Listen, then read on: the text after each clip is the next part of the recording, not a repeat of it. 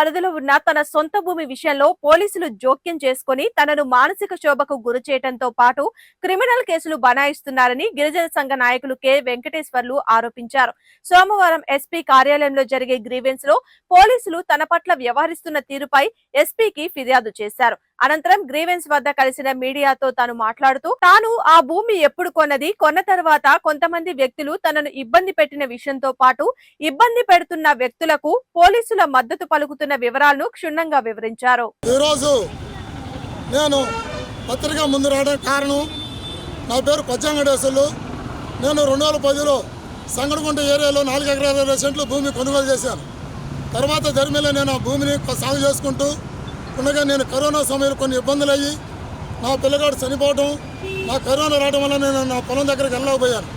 ఈ క్రమంలో నాకు అమ్మిన వ్యక్తి అక్కడ ఉన్న కుంభ ఆదినారాయణ కొంతమంది రౌడీలు కలిసి నా భూమిని ఆక్రమించుకొని సాగు చేస్తున్నారని తెలుసుకున్న తర్వాత నేను లాలాపేట పోలీసు వారి దగ్గరికి వెళ్ళి నా భూమిని కొంతమంది ఆక్రమించుకొని కుంభ ఆదినారాయణ సాగు చేస్తున్నారని చెప్పగా వాళ్ళు సివిల్ వారిని కోర్టుకు వెళ్ళమని చెప్పినారు.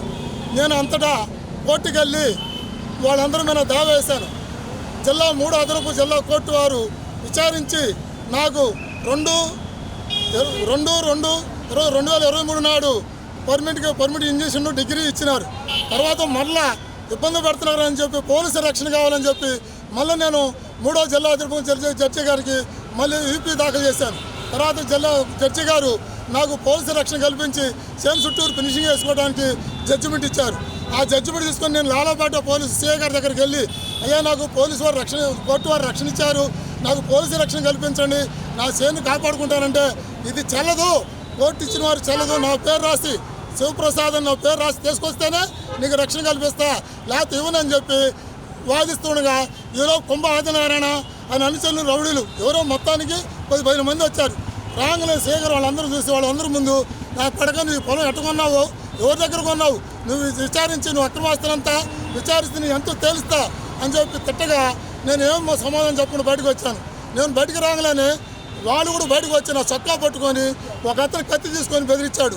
నువ్వు గుంటూరులో ఉంటే మాత్రం నేను హత్య చేస్తాను, శేఖర్ సపోర్ట్ మాకు ఉంది అని చెప్పి వార్నింగ్ ఇచ్చి బయటకు పంపించాడు. సరే మేము మరి చేనులోకి పోవట్లేదు, వాళ్ళు చేనులోకి వెళ్ళి వాళ్ళు చేను బాగా చెబుతూ సెట్ వేశారు.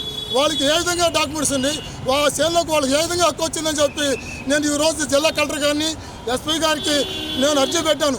దీని మీద నా పొలం మీద విచారణ జరిపించండి, పై అధికారులతో విచారణ జరిపించి నాకు న్యాయం చేకూర్చమని చెప్పా. మరి తోకలు శోభారాణి, తోకలు వరలక్ష్మి ఈ పొలం ఏ విధంగా దొంగ డాక్యుమెంట్ సృష్టించి అమ్ముతున్నారని చెప్పి దీని మీద పూర్తి విచారణ జరిపించాలని చెప్పి ఎస్పీ గారిని కలిసి అలా అర్జీ ఇచ్చాను. కాబట్టి ఈ రోజు నుంచైనా సీఏ గారిని కాకుండా